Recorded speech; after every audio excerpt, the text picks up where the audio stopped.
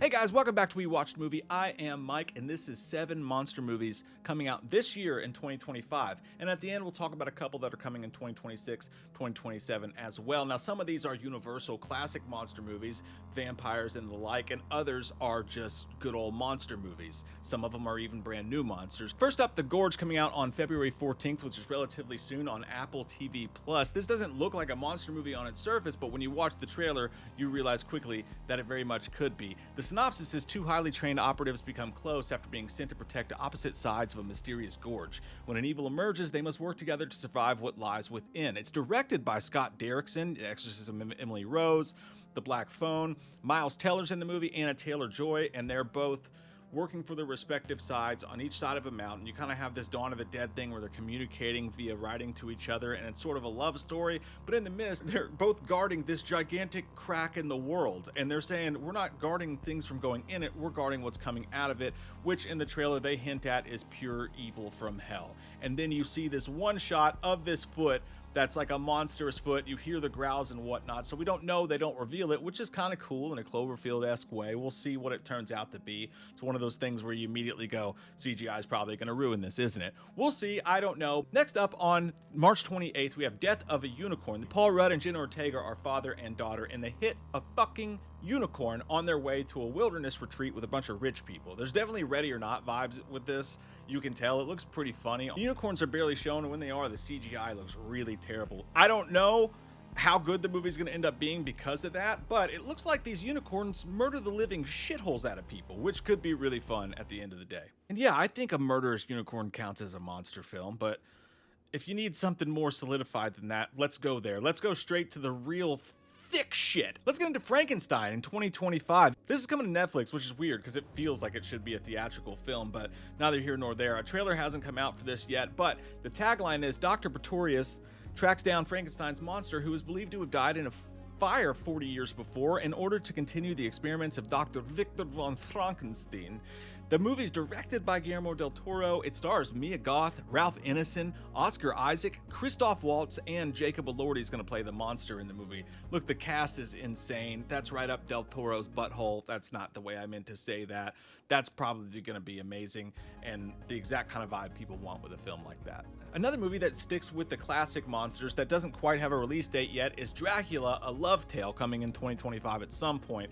Now, this movie's directed by Luc Besson, who I'm not a personal fan of. I thought all that Natalie Portman shit was weird all the way back in Leon the Professional. That guy's got a weird past. I don't really fuck with it. But the synopsis for this one is, after his wife dies, a 15th century prince renounces God and becomes a vampire. Centuries later, in 19th century London, he sees a woman resembling his late wife and pursues her, sealing his own fate. The movie also stars Christoph Waltz, which is crazy. He's on some monster shit these days, I guess. And Caleb Landry Jones, as well as Penelope Cruz, who I haven't seen in a while. So we'll see what that one's like. April the 25th. This is a bit of a stretch, but hear me out. Until Dawn, the video game adaptation of the movie, whose trailer just released recently. And before you click off the video or start headbutting the keyboard, look at this shot right here. There's gonna be some monster shit in this movie.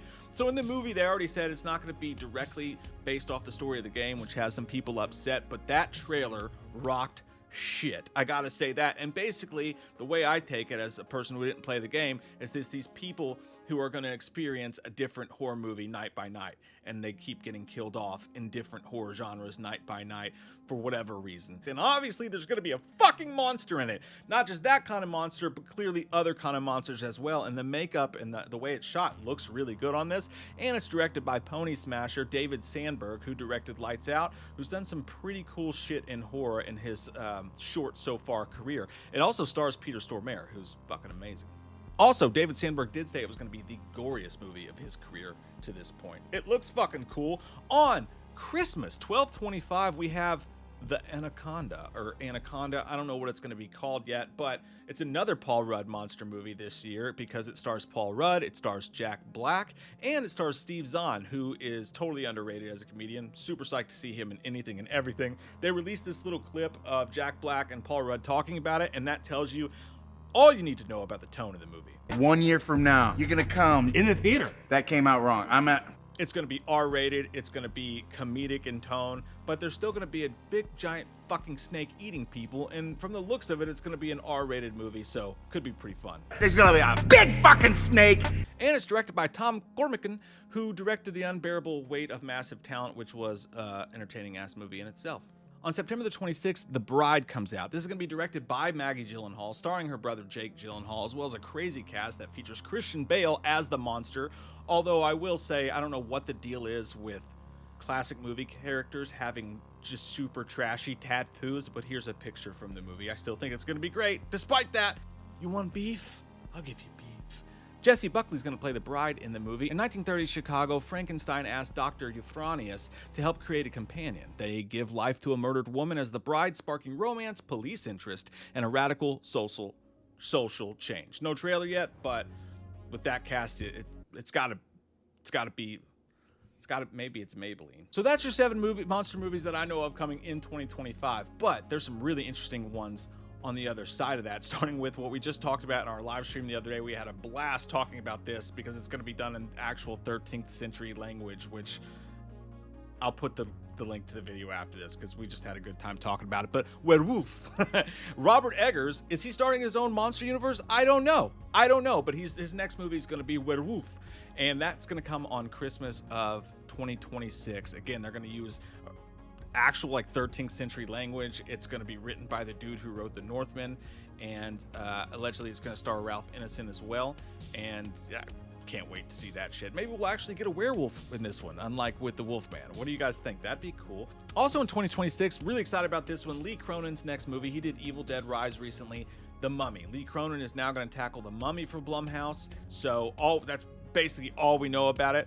Hopefully that's still on with the lower edge of the box office with Wolfman. I'm sure that it is because Blumhouse can make them cheap, so really looking forward to that. And also in 2026, Clayface. Now this counts as a horror movie, counts as a monster movie because Clayface, a Batman villain, is definitely a monster, has a monster-esque story to him for sure, and it's going to be written by Mike Flanagan, who's already said that he looks to put a horror lens on the entire thing. So really looking forward to those movies. And then some point at any time, maybe, I don't know, why did I go into Christopher Walken? Maybe you'll get a Creature from the Black Lagoon.